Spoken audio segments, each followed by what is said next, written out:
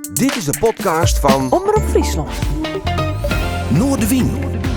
Mij Willem de Vries. Kom verder.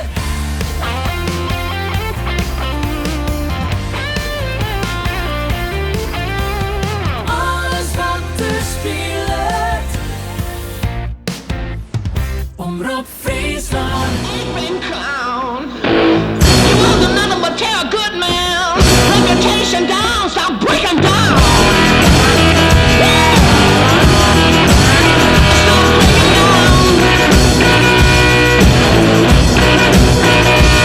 Stop the gun gonna bust your brains out.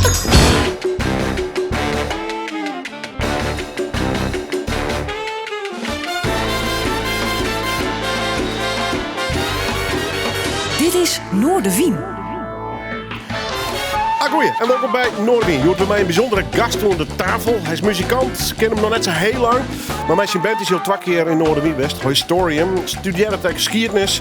Een jongen mijn verhaal en ik ben van de nieuwe generatie. En dat vind ik wel eens even leuk om die onder het wut te letten. Hoe is in het leven, hoe is in de muziek, hoe is naar de maatschappij daar. Joris Boerma, leuk dat je best welkom. Goedemorgen, dankjewel. Ja. Dankjewel dat ik hier mag zijn. Hoe is het? Ja, goed. Het is lekker warm buiten, dus dat was weer even wennen. Ik ben wel van de personen die heel erg van oude pakken houdt en oud, warm en goed vol. Ik heb het nooit koud in de winter, maar ik heb het altijd bloedheet in de zomer. Ik heb geen shorts, dus ja, daar ga je.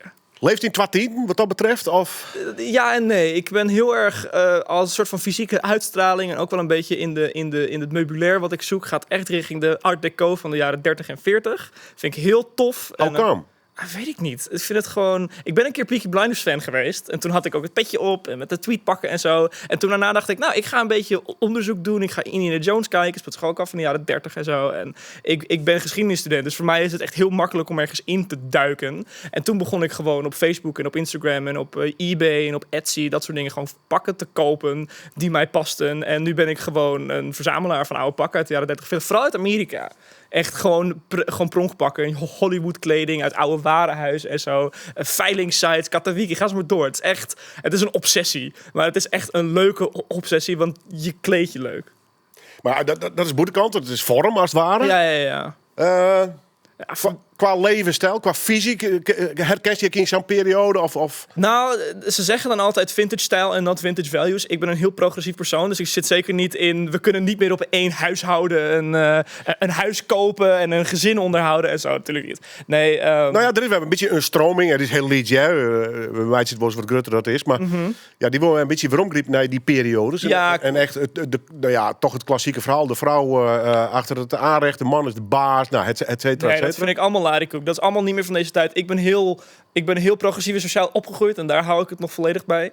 Er zijn heel veel van die vintage fanaten zoals wij, die hebben een beetje ADHD, hebben een beetje neurodivergent, zeggen ze dan. Dus die zijn ook allemaal in de regio van ja, dat slaat helemaal nergens op, dat maakt allemaal niet meer uit. En het is ook, ik ben heel jong van geest. Omdat ik ook vroeger heel veel gegamed heb en Minecraft verslaafd was en dat soort dingetjes, Fortnite gespeeld, dat soort dingen. Dat blijft een beetje in je zitten. Ook de omgangsvormen met elkaar. Niet dat ik in één keer een bowler hat op doe en denk, how do you do fellow kids? Weet je wel, echt totaal niet. Nee, jong van geest, oud van kleding. Hoe is het? Vertel mij even, want ik ben nou lul inmiddels op hun.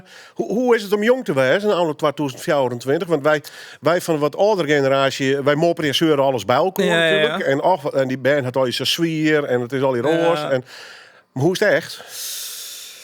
Nou, ik sta er dus anders in dan andere mensen. Ik ken heel veel mensen die, als ze kijken naar problemen die groter zijn dan wij individueel op kunnen lossen, dan heb je het over politieke problemen, à la klimaatverandering, terrorisme, imperialisme, mensen die landjepik doen, de bigger stick policy en zo, die zijn daar heel erg mee bezig, maar dan ook heel erg negatief in de zin van, oh, komt dit wel goed? En ik ben juist de persoon die heel erg actief probeert te zeggen, het komt wel goed, want ik heb vertrouwen in de mensheid. En dan ben ik een van de weinigen die waarschijnlijk vertrouwen heeft in de mensheid, van de jongeren. Je ziet dat heel veel jongeren eenzaam of depressief kunnen zijn, omdat ze door social media verslaafd worden. Je ziet de billboardcultuur van alles is goed op social media, waarom heb ik dat niet? En dat is een hele lastige voor heel veel mensen om af te stappen. En ik heb daar heel lang over gedaan. En toen tijdens corona dacht ik echt van, ja, ik zit nu thuis. what the fuck, wat maakt het uit? En toen heb ik bij mezelf een omwenteling gemaakt van, het komt wel goed. Ik heb er vertrouwen in dat het goed komt. En ik ga er ook heel actief voor werken, ook als het gaat om hedendaagse kwesties, voor protesteren en je stem laten horen en zo. Daar ben ik wel van. Dus, Want is die generatie een beetje doemdenk-generatie Ja. ontworpen dan? Ja, voor de mensen die er veel mee bezig zijn wel, ben ik bang. En dat is ook logisch. Het is hartstikke logisch, want je ziet week na week negatief nieuws, rapport na rapport. Zoveel kinderen gebombardeerd, wat absoluut verschrikkelijk is. Zoveel landjepik, zoveel oude witte mannen die de wereld willen overnemen. En je kan geen huis kopen, je kan niet starten, je kan geen gezin starten. Wat als je een kind op de wereld brengt en over 20 jaar de wereld vergaat, weet je wel. Al die dingen gaan, oh my god, helemaal rond. Bij mij was dat ook zo. En op een gegeven moment dacht ik van, ja, weet je, ja, wij gaan er alles aan doen om dat te fixen. En ik ga ervan uit dat het goed komt. Dus ik ben dan waarschijnlijk ik hoop dat ik niet een van de weinigen ben die zo denkt. Dat hoop ik echt. Maar dat weet je niet zeker. Maar ik ga ervan uit dat het goed komt. Ja. Ja. Ja, nee, ik vind het in die zin grappig tussen aanhalingstekens. Ik herken heel protten, want ik ben van 1968. Ja. Dus 80 is mijn referentieperiode. Ja, Dat was ook een heel donker decennium.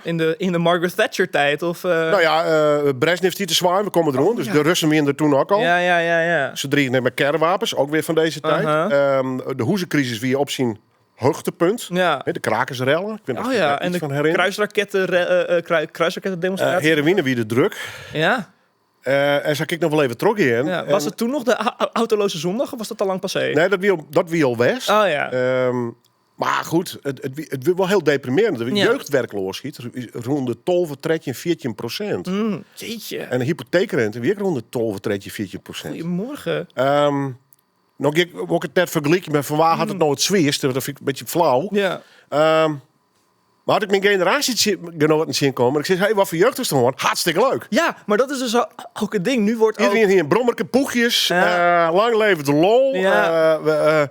Top of flop. Nou ja, nee, maar snapst de New Wave kwam op. Dat wie Ja. dan wat de Depri kwam. Maar dan nog, weet je wel. Ja, maar je merkt ook heel erg dat nu, in vandaag de dag, wordt de jaren 80 en de jaren 90 weer helemaal nostalgisch verheerlijkt. Maar dan is het vooral, dan kijk je terug naar de stijl en niet naar de substance. En als je kijkt naar de substance, dan denk ik vooral dus over in de regio mensen, ook in Engeland bijvoorbeeld, dat je dus alle opkomende punkscenes met de Clash en zo, die Ja. helemaal tegen het instituut gingen, omdat er geen werk was en je niks kon doen en iedereen was boos. Ja. Ja, vond ik dat zo bijzonder. Ja, alleen het wonderlijke vind ik dat ik heel proud meestal ben nou ook leuk. Ja. We bedoelen de nieuwe punkers, zo. We bedoelen de middelvinger. Waar is die generatie? Nou, die is er nog wel, maar die zijn Daarom is het de stritten net op bij Hanekam en ja, die- vertaald naar Nodam. Maar Die zijn er absoluut. Maar die zijn vooral in de nieuwe kraakbeweging. Je hebt ook aan de Oosterkade hier een kraakband. Maar dat zijn ook mensen die pro-Palestina demonstraties bijvoorbeeld organiseren. Dat zijn de nieuwe punkers, de anarchisten, de linkse. De soort van de mensen die tegen echt het extreem linkse, we moeten het helemaal omgooien aangaan. Die zitten ook in de regio van, wij moeten tegen imperialisme, tegen de oude witte man. En daar ben ik het volledig mee eens. Ja. En dus ook kom je daar eindelijk uit bij pro-Palestina. En dus zie je heel veel jongeren bij de UvA-protesten en bij de universiteitsprotesten, de sit-ins in Groningen en in Leeuwarden en zo, waar ik ook onderdeel van uitmaak. Ja. Zie je dus dat daar veel jonge mensen zijn met hanenkammen, met battle jackets, met pins, met kapotte tarten, broeken en zo. Die zijn daar al gewoon. Ja. Ja, ze zijn nog onder ons. En ik ben heel Gelukkig. trots op ze. Ja, nee, ik kom uit die wereld. Dus, Ja, hou maar op. precies. Het mooiste best, nogmaals. We best eigenlijk uitnodigen vanwege die band, Historian.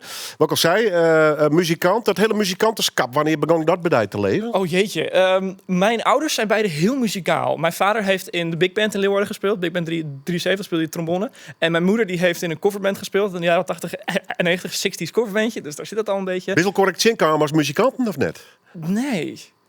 Weet ik. Ja, Dat weet je niet. Nee, Ja. weet ik niet. Nou, maar hast dus nog eens wat tevreden. Ja, ga ik even checken. Maar het geinige was dus dat ik nooit in de muziek echt het leuk vond. Ik was altijd vroeger, en dan heb ik het dus over, voor mij is vroeger 2006. 2006, 7, 8 was ik van twee dingen heel groot fan. John Williams muziek van Star Wars en Jurassic Park en Indiana Jones en dat soort dingen. Nog steeds groot fan. Filmies, beetje klassiek. Ja, filmies in de regio klassiek. Maar dat heeft dus ook nu heel erg mijn rol voor liefde van Holst en Stravinsky en dat soort dingen. Bartók heel erg beïnvloed. Rachmaninov ook wel. Maar ik zat dus heel erg in de elektronische muziek. Ik kreeg voor Sinterklaas of een K3-cd of een Hardwell-cd. Het is echt belachelijk. Maar dus, ik wilde nooit wat met muziek doen. Mijn ouders wilden best wel graag dat ik op muziek leef. Mijn vader geloof ik wel. Maar toen gingen mijn ouders uit elkaar. Toen begon ik zelf niet meer zo lekker te voelen. En toen kwam ik punk tegen. Dus ik ben begonnen in eerst soort van de hardrockmuziek. In de regio AC/DC, toen naar de punkmuziek. Toen is het verder afgedwaald naar Slipknot, naar Slayer. Ga zo maar door, echt naar metal. Ik heb Slayer nog de laatste show in Zwolle gezien. Daar in de IJsselhal met Anthrax en Lamb of God en Obituary. God, wat was dat een show? Ja, de week ik trouwens. Ja, dat was een toffe show. Ja, we hadden het zwit op een morgen. Ja, ik heb er bijna mijn been gebroken van crowdsurfen. Dat was wel grappig. Ja. Maar dat was dus, toen was ik wat 16, 17 of zo. En toen ben ik heel erg teruggegaan naar wat mijn ouders leuk vonden. Dus dan kom je bij Meatloaf en bij ABBA en bij The Stones en bij Journey en Yes. En gewoon de Klaatu ook wel. Mijn vader was van de prog en mijn moeder was ook wel van de 80s. Dus dan heb je het over Stray Cats en Joy Division en The Clash en Nina Hagen en Herman Brood en zo. Nou, dat is dus allemaal niet vormend voor Historian. Maar toen ben ik zelf dus gaan zoeken en toen kwam ik heel erg eerst in Jimi Hendrix en de Beatles. En nu weer de Beatles herontdekt. En later naar Bluegrass en naar country en naar blues. En toen kwam het echt goed. Toen ben ik naar een show van De Wolf geweest, mijn grote helden, in de EM2 met mijn vader. Toen wist ik dat ik bluesrock muziek wilde maken. Nou, dat is gelukt, hoop ik. En nu ben ik in de swing. In de jaren 30 en de jaren 40 jazz en swing en Billie Holiday en Glenn Miller en Johnny Mercer en Bing Crosby. Ja, geef aan wat van draai. Maar eerst even naar de eerste plaat. Ja. Want ik snapte het wolst naar de muziek luisteren van Historian en luisterde een lijntje naar de White Stripes. Ja, zeker. Nou, die ben ik vergeten. Is ook zo. Nou, dat weer een mooi berichtje even, Ja. maar dan snap ik het wel. Ja. Het is wat lo-fi-achtige, best wel melodieus, zit wat blues-invloeden in. Ja. Het is een soort samenraapsel. Hè, Ja, wat het mooie is van Historian en ook van de muziek nu, genre maakt niet meer uit. Of je nou in de bluesrock of de hardrock of de progrock zit of de wat dan ook zit, dat maakt allemaal niet meer uit. Vooral in de rockmuziek, gitaar is gitaar.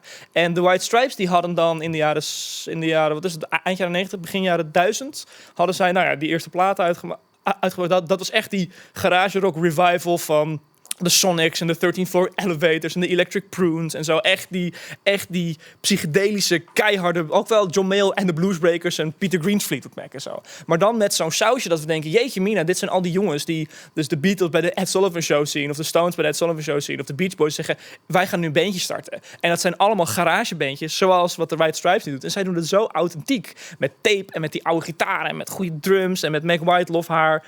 Ik kan hier uren over ratelen, maar die bluesrock kwam voor mij niet vanuit het oude, maar echt vanuit het nieuwe. En nu pas ben ik terug gaan refereren naar het oude. Dus naar Oh Well Part 1 en 2 en John Mayall en de Bluesbreakers met Eric Clapton en de Hendrixes van de wereld en zo. Ja, en Helter Skelter en Back in the USSR, dat soort dingen.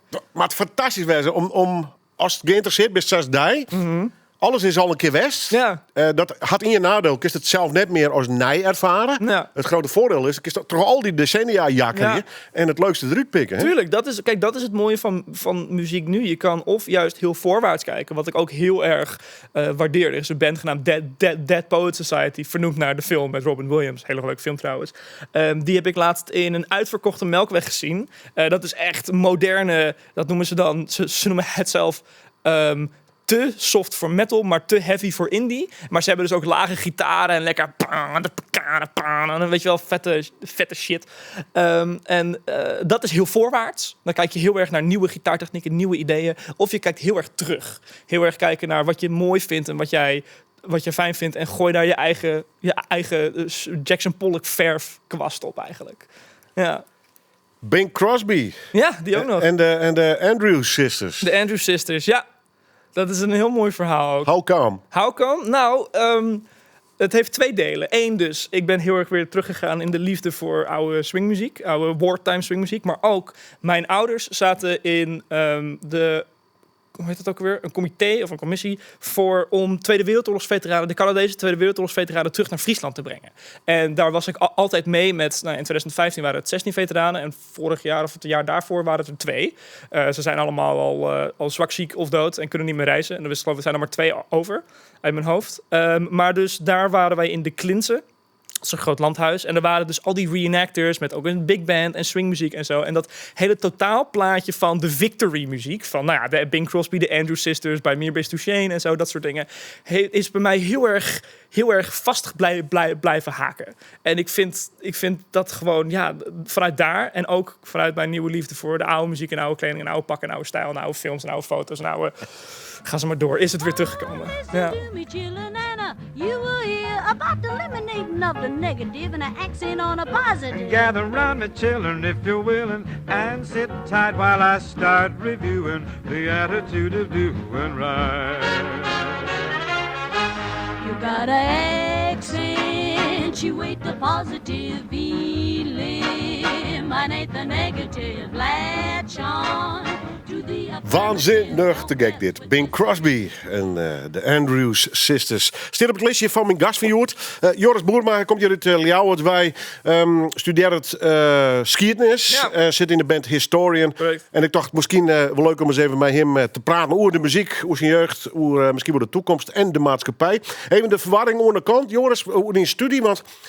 Toen wist mijn studie skiëtnis bezig, daar wist mij stoppen. Maar dat was nou wel weg. Hoe zit het eigenlijk? Ik heb mijn bachelor afgerond, eindelijk. Halleluja. Dat was precies op tijd om de popronde te doen. Dus we hebben toen 21 shows met de popronde gespeeld. En toen was het weer even rustig. En nu zitten we in een nieuwe tour, wat die ook een stuk rustiger is dan de popronde. Want dat is 2-3 shows per weekend en constant bezig. En toen heb ik besloten, weet je, ik kan of gaan werken, of ik kan mijn master doen. Want met een bachelor geschiedenis kom je niet zo ver. Je kan niet voor de klas staan zonder een master. Je kan niet dit doen. Je kan niet voor een museum werken zonder een master. Dus ik ben de museumkant op gegaan. En ik doe nu mijn master. Dat heet History and Heritage Consulting. Dat is... dat mag even niet lezen. Ja. Dat is, in Groningen is dat een specifieke master die je kan doen. Dat gaat dus over erfgoedbeheer. Over hoe gaan wij om met oude monumentale panden? Hoe gaan wij om met een museum? Wat voor soort subsidie kan je daarvoor aanvragen? Het is eigenlijk heel erg cultuurgebaseerd, zonder in de academie te gaan. Dus voor mij is het heel erg makkelijk. Is het stappen van de muzieksubsidie naar de cultuursubsidie of naar de museumsubsidie. Daar doe ik ook een stage bij het Gevangenismuseum in Veenhuizen. Maken wij een nieuwe tijdelijke tentoonstelling erbij. Heel tof. Gaat over het koloniale verleden. Dus dat is erg heftig. Over gevangenissen in de Nederlands-Indië en in voormalige kolonie Suriname en Antillen en zo. Daar gaat het over. En ook over gewoon hoe kunnen wij mensen stimuleren om van de geschiedenis te leren en met museum bezig te gaan en zo. Dus je hebt ook een hele waslijst met Nederlandse musea waarvan je denkt, jeetje, wat doe je eraan mee? Je hebt het Landbouwmuseum hier, je hebt het Spelletjesmuseum, of het Speelgoedmuseum, in Roden. Je hebt een busmuseum in Hoge Zand. Je hebt een kloostermusea in Ter Apel en Scheemda en ga zo maar door. Je hebt de koloniale musea van de grote naar de kleine. En ik vind musea zijn echt mijn ding. Elke keer als mijn partner en ik dan ergens naartoe gaan, is het waarschijnlijk altijd dat wij naar een museum gaan. Zij houdt heel erg van moderne kunst, van de klassiek modernisme. Dus dan heb je het over Kandinsky en Kirchner en Duitse dingen en Rietveld, dat soort dingen. En ik hou heel erg van de kunstobjecten. Dus ook gewoon echt spullen en dingen en historische objecten. Dus het Rijksmuseum voor mij is echt de crème de la crème. Daar kan ik, en dat heb ik ook een keer gedaan, een officiële tour gegeven. Gewoon aan vrienden.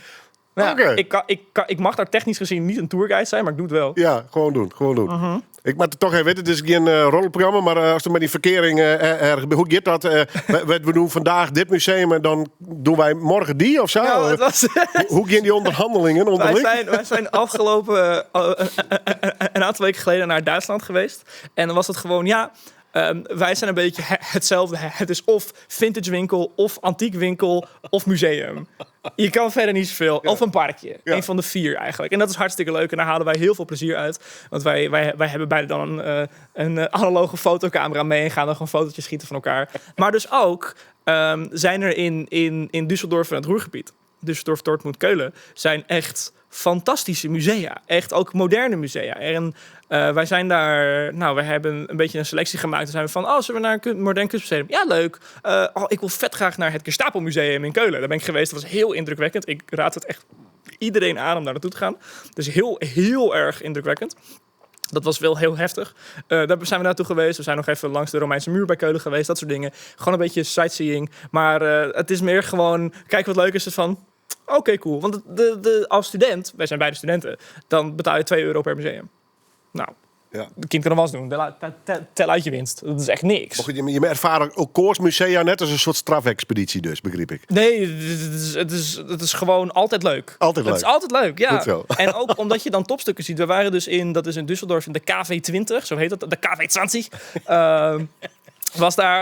Daar was een tentoonstelling van alle kopstukken van Kandinsky en Hilda af Klint. Ik geloof dat ze Hilda heet. Ik weet niet meer hoe ze heet, maar af Klint. Dat is een Zweedse moderne kunstenares. En dat was het begin van het modernisme. En dan zie je ook hoe surrealisme erin voorkomt en zo. Nou ja, zij weet daar veel meer van dan ik. Dit is allemaal een soort van reproductie van wat zij mij verteld heeft. Want normaal gesproken vertel ik haar van alles over de geschiedenis. Maar zij kon mij dus nu vertellen over kunst. Dat was heel tof.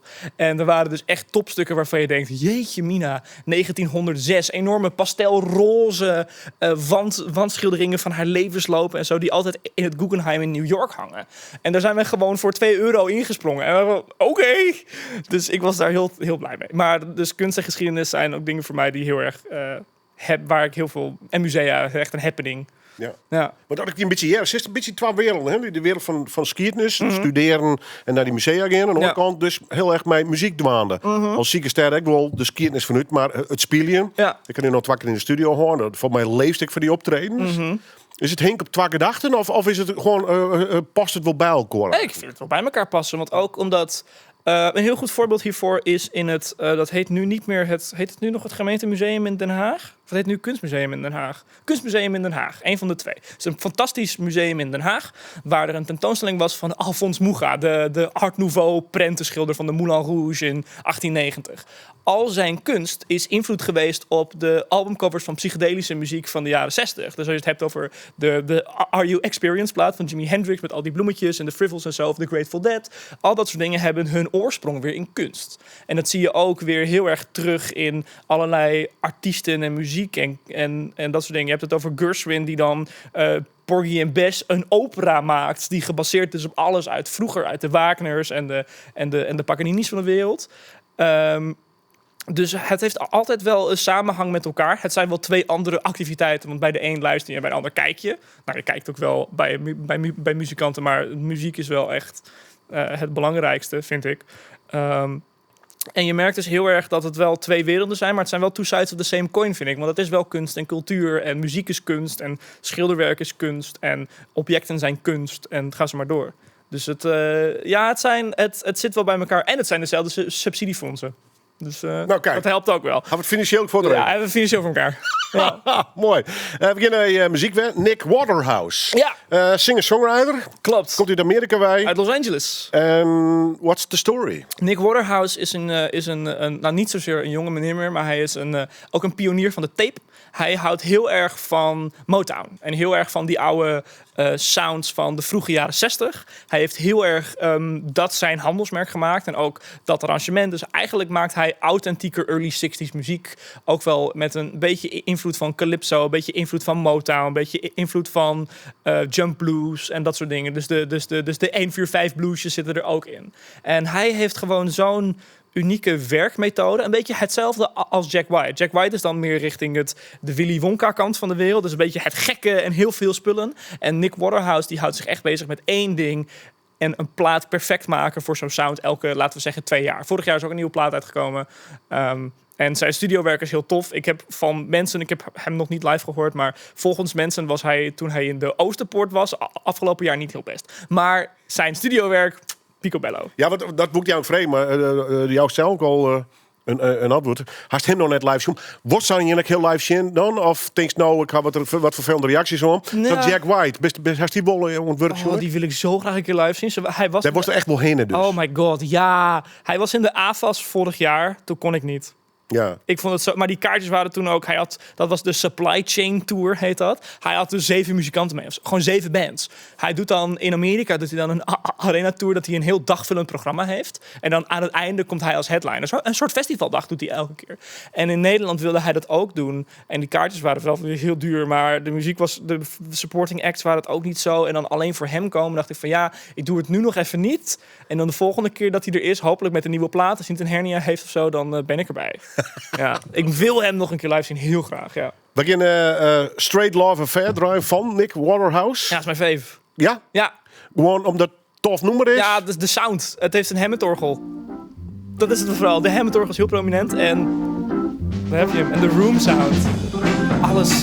Het totaalplaatje past.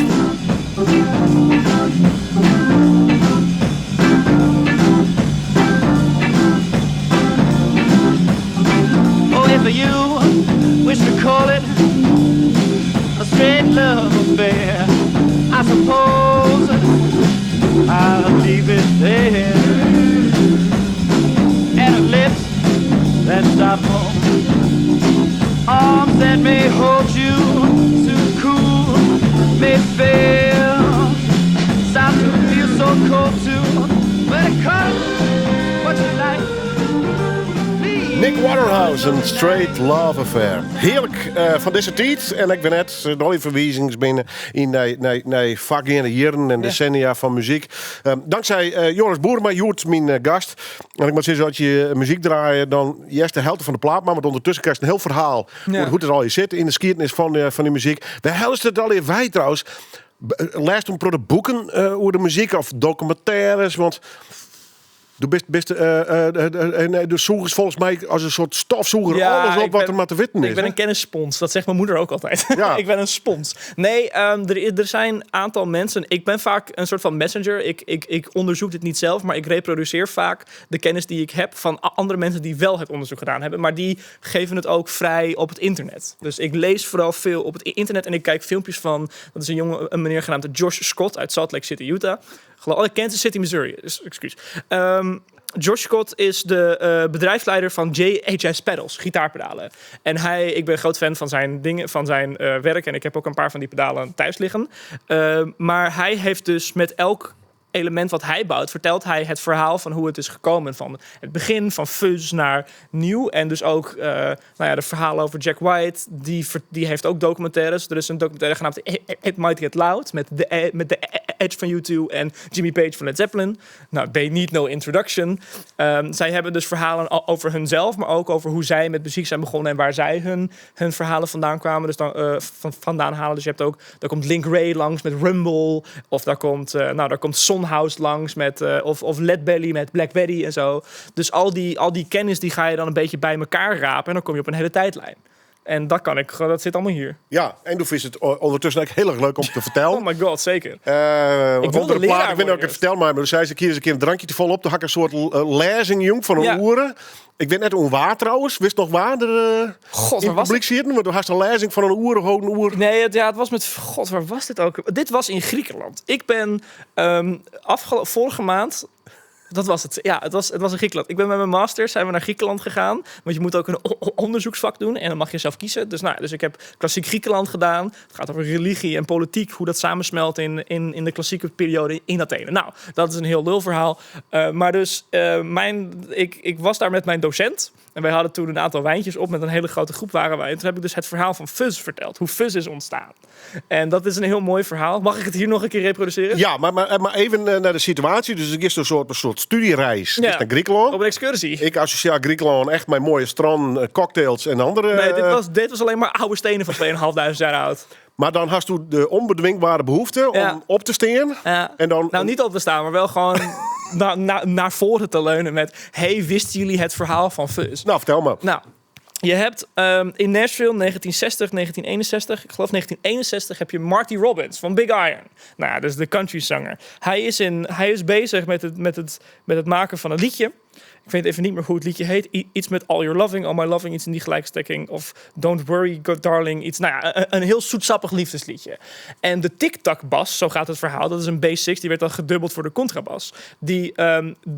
Dat kanaal in het mengpaneel ging stuk. En er kwam zoveel ruis en zoveel fuzz uit dat ze wisten niet wat ze ermee moesten. Maar Marty Robbins die zei, ja, dat is eigenlijk fucking vet. Laten we het gewoon erin houden. Dus op die sound hoor je dus wow, wow, wow, wow, wow, wow, zoiets. En dus die engineer daar heeft toen dat kanaal eruit gehaald, heeft een pedaaltje daarvan gebouwd, omdat hij het zo vet vindt. Hij wilde het aan- en uitzetten. Dat werd de Maestro FZ1, maar mensen wisten niet wat ze met de Maestro FZ1 moesten. Dat werd dus door Maestro. Maestro was een dochterbedrijf van Gibson, is nu nog steeds een dochterbedrijf van Gibson.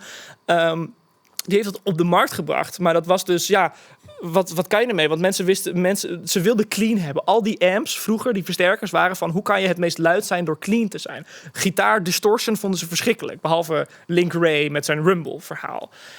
Het probleem was dus dat niemand wist wat ze ermee moesten. En de advertenties daarvan waren ook van, ja, je kan nu klinken als een trompet. Je kan nu klinken als een hobo. Je kan nu klinken als een fagot. En dus dan gingen ze doen met hele slechte sounds. Nou, niemand wist wat ze ermee moesten.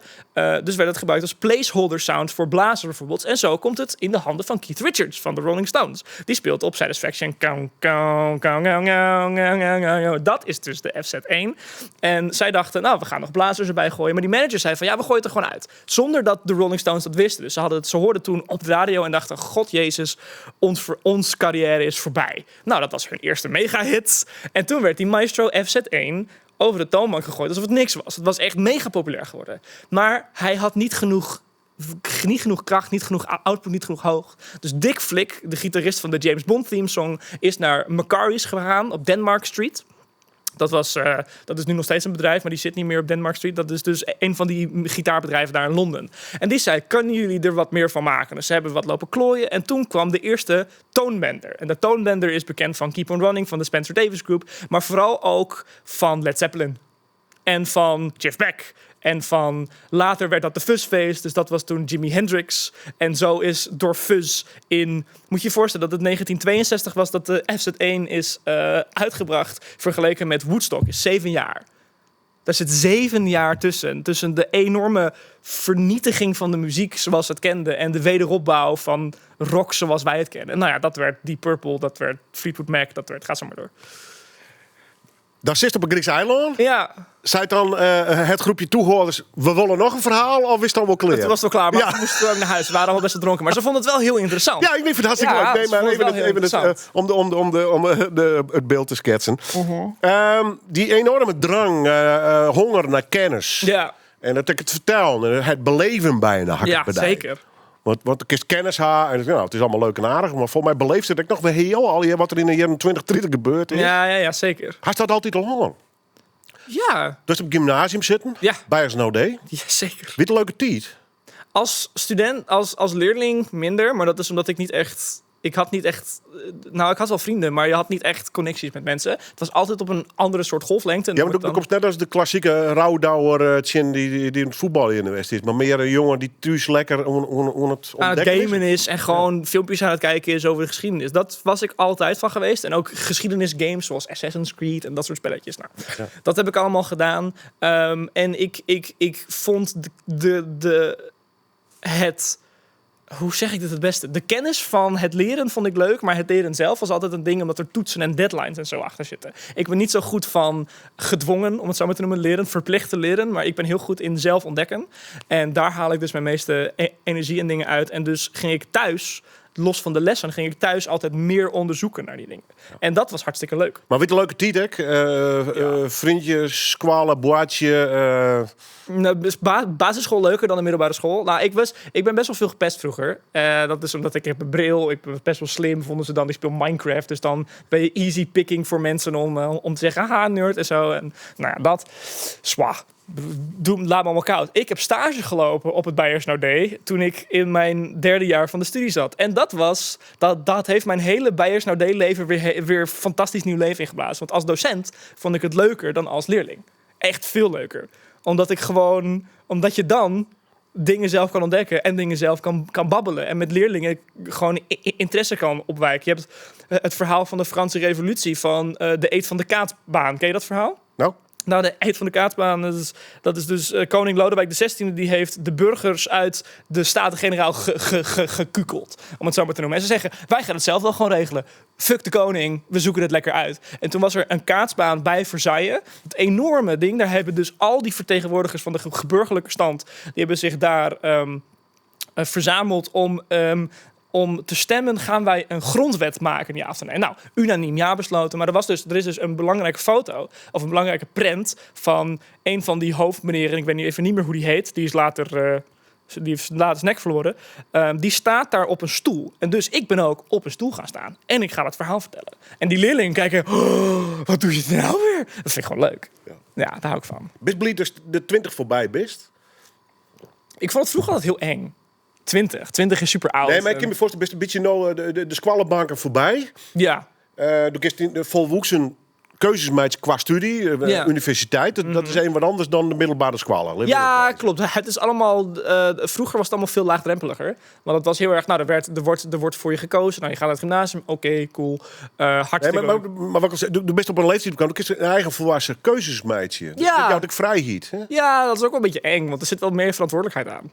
Dat is het meer. Er wordt wel weer meer van je verwacht. Dat is het probleem niet zozeer. Maar het is wel de verantwoordelijkheden van volwassen keuzes maken. Zoals geld uitgaven en zo. En zelf koken en dat soort dingen. Nadenken over de toekomst. Nou, dat gaat nu wel beter. Ik heb heel lang weinig toekomstperspectief gehad. Maar ik ga nu heel zoetsappig klinken. Sinds ik mijn vriendin ken, heb ik wel een toekomstperspectief. Dus dat is wel heel fijn. En dat zorgt ook wel voor enige houvast in het leven. En doe best nou gehoord? Ik ben 22. Ik word over 3 weken 23. Wat verdikke, een hele leeftijd. Ja, mooi man. 2001. Ja, goed zo. Het nieuwe millennium. We beginnen naar de muziek. The Last Shadow Puppets. Ja. Les Cactus. Ja, het is een cover. Van een liedje uit, god, nu gaat mijn vriendin me doodmaken, maar ik geloof de 60s of de 70s. Het is van Alex Turner en Miles Kane. Alex Turner is bekend als zanger van de Arctic Monkeys. En hij heeft samen met Miles Kane, dat is een goede vriend van hem, een soort van David Bowie-esque, Scott Walker 60s baroque pop band. Dat is The Last Shadow Puppets. En deze plaat, Everything You've Come to Expect, is heel erg meer geïnspireerd. Niet zozeer authentiek, maar meer qua gevoel, qua vibe, zoals we dat nu noemen. En zij hebben dus een EP erachter gezet. Een deluxe EP. En daar zit deze koffer. Hij is heel tof.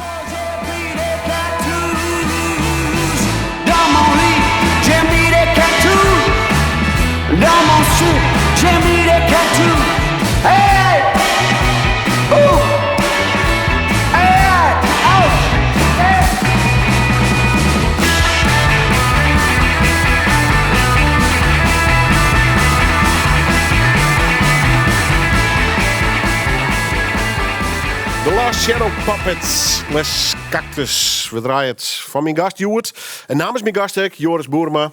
We draaien straks nog in je plaat. Een hele verneemde plaat overigens van een hele verneemde band. Ja. Maar eerst maar even hoe die eigen band. Ja. Want het best onderdeel, eigenlijk de druwende kracht achter de band Historian.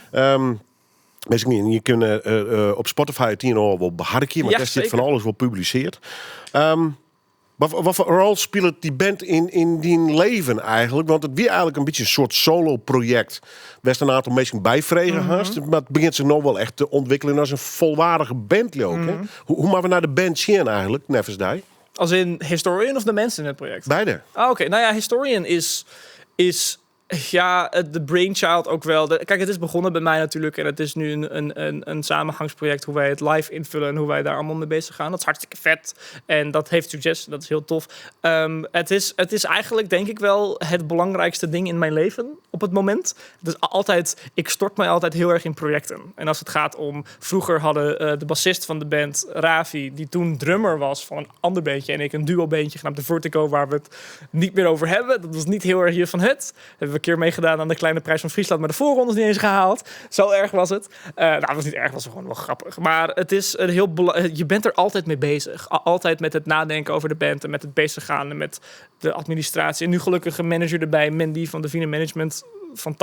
Fantastisch idee om een manager erbij te halen, want dan heb je ook veel meer tijd om er bezig te gaan. Nou, is het een project voor je gevoel? Of is het gewoon een band die niet nog 10 jaar niet besteedt? Hoe bedoel je precies? die beleving? Ja, nou, het is een grootschalig project. Dus in principe is het, je kan er mensen bij halen, je kan er zelf mee bezig, we kunnen samen van alles een ding regelen. Het is een heel los iets eigenlijk. En daar kan je gewoon lekker mee aan de bak. En dat is heel erg tof. Bijvoorbeeld in de eerste plaat, Mythologies, die dus nu uit is gekomen, die komt wel eigenlijk nagenoeg volledig van mijn hand samen met producer Harmen Ridderbos. En daar hebben wij in 2022 keihard mee geknald voordat de band zoals hij nu is erin zat. Halverwege, ik denk in augustus in juli kwamen zij erbij. In juli 2022. Toen in augustus hadden we onze eerste 2 shows. En in juli was ook de opname van de plaat eigenlijk klaar. Dan was het alleen nog backing vocals, een beetje zang, een beetje mix en master. En toen was je, een beetje mix en master. En dan was je klaar. Dus die plaat stond er al. En wij hebben dus als band met z'n vieren de live invulling daarvan helemaal omgegooid. En die live beleving helemaal uitgebouwd. En dat is heel erg tof. Historian, de namen. Ja. Het koer net oors. Nee, ik vond het eerst heel leuk, toen even niet meer leuk en nu weer heel leuk. Omdat het zo on the nose is. Maar Historian is zo'n ja, hoe noem je dat? Zo'n pakkende naam. Een beetje hetzelfde als ja, ik wil het niet vergelijken met Metallica of zo, maar je weet wel, Metallica is... Het bloed wel hingen, ja. Is wel gewoon, het is een pakkende naam. En Historian, het is niet soort van de grote vrienden van Joris Boerma band of zo. Dan had het ook of Frank Boeiengroep of zo. Maar vertel eens in de songteksten ook weer al een geschiedenisverhaal, of net? Ja, meer mythologie dan als geschiedenis, maar dat heeft ook wel veel met elkaar te maken. Je hebt Mythologies, zo heet die eerste plaat ook. Er zit heel veel Griekse mythologie in. En daar zit ook heel veel van mijn kennis en van mijn liefde in. Griekse mythologie, je hebt dus het liedje Don't Look Back, gaat over het verhaal van Orpheus en Eurydice. Zij zijn smoorverliefd, maar Eurydice sterft. En Orpheus die kan het niet hebben dat zij zonder hem afdwaalt naar de onderwereld. Dus hij zoekt een liedje, zo oud als de goden zelf, om Hades, de koning van de onderwereld, te ontroeren en te overtuigen om haar terug tot leven te wekken. Nou, dat lukt op 1 voorwaarde. Dat Orpheus afzonderlijk naar boven gaat en Eurydice achter hem loopt. En hij mag niet omkijken of zij achter hem loopt. En hij doet het op het laatste moment, want hij zo begint te twijfelen van, is zij er wel? Is er wel? Dus hij draait zich om, ziet haar weer wegdwalen. Is zo ongelooflijk al overstuur dat in verschillende verhalen of hij zichzelf omlegt, of zo hard jankt dat mensen zo gek van hem worden en hem doodmaken. Dat is het verhaal. Maar dus het liedje heet ook Don't Look Back. En je hebt ook een liedje genaamd Apollo, gaat over het verhaal van Apollo en Daphne, dat er een tweestrijd is tussen Cupido of Eros in de Griekse tijd. Eros, Amor, die vibes.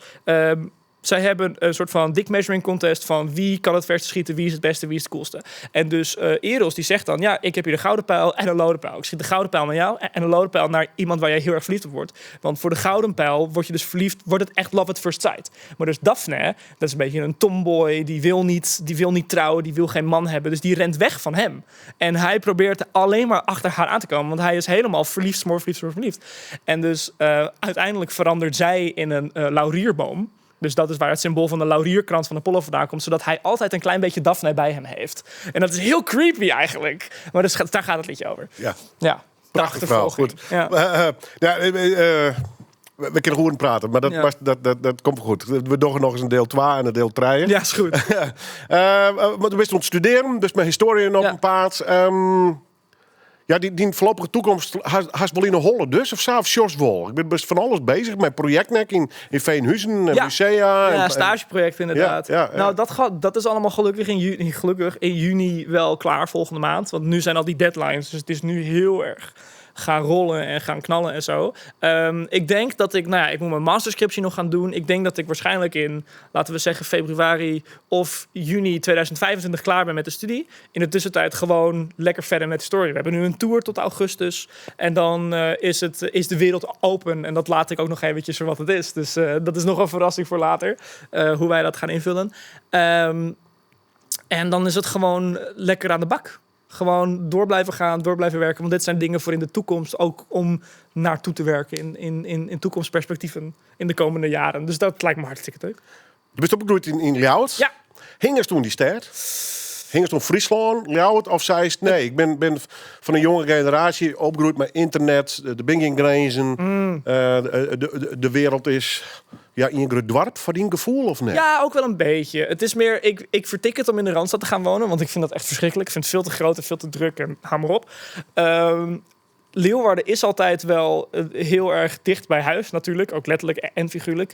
Maar ik wilde dus eerst naar Groningen met de studie. Toen kwam corona, dus was dat sowieso niet een goed idee. Mijn eerste studiejaar was 2020. Dus het was ook echt helemaal... je zit alleen maar achter je computer. Voor mij was dat geen probleem. Maar dan blijf je gewoon beter thuis. Want thuis is een heel fijn huis. En er wordt voor je gekookt. En je kan een knuffel hebben van je moeder als je wil. Weet je wel. Dus dat is heel erg fijn. En toen was het idee van... dan ga ik wel uit huis. Wel in Groningen werd hem ook niet. Het was allemaal veel te veel gedoe. Nu in Leeuwarden misschien een stukje. Maar ik ga nu verhuizen met mijn moeder. Dus dat wordt dan ook weer anders. En mijn vriendin die gaat richting Zwolle. Dus het is zomaar... het lijkt mij wel waarschijnlijk... dat ik daar achteraan ga. Zwolle is net wat groter, net mooie oude panden, is niet belachelijk duur. Is wel dichter bij de Randstad, maar ook nog ver genoeg... Of dichtbij genoeg voor Groningen, Leeuwarden, Utrecht. Echt Nijmegen. Het is een precies middenpunt van heel veel plekken. En Zwolle is een fantastisch mooie stad. Ja. Dus misschien hoogstwaarschijnlijk dat ik daar... even een sabbatical neem. Altijd maar een orde status, denk ik. Ja. Niet te modern, heb ik het idee. Nee. God, hou maar op. Rotterdam zou ik nooit in kunnen wonen. Nee. Misschien in van die mooie 30 jaren appartementen net boven het Centraal Station. Die zijn heel mooi. Maar het liefst in iets voor 1900 zou wel heel tof zijn. Of voor 1940. Dan heb je echt hele mooie gebouwen. Amsterdamse school vind ik ook heel mooi. Maar niet in Amsterdam zelf. Ah, mooi man. Ja. Goed, we draaien nog in je plaats. Ja. The End. Van de Beatles. Ja, heel symbolisch nummer eigenlijk, hè? Ja.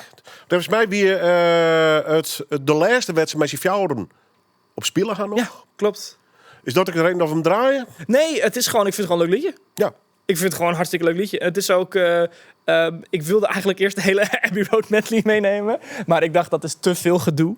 Dus The End vind ik een van de mooiste liedjes van de Beatles.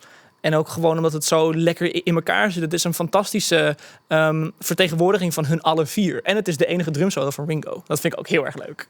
De sounds zijn tof, de gitaren zijn vet. Abbey Road is mijn favoriete plaat. Mijn favoriete song van de Beatles weet ik eigenlijk niet. Ik geloof dat het... Het was altijd I Want You She's So Heavy, maar ik weet niet of het nu nog steeds is. Ik ben groot fan van eigenlijk heel Abbey Road. Dus The End. Hartstikke leuk. Dank u wel. Graag gedaan. Jij bedankt.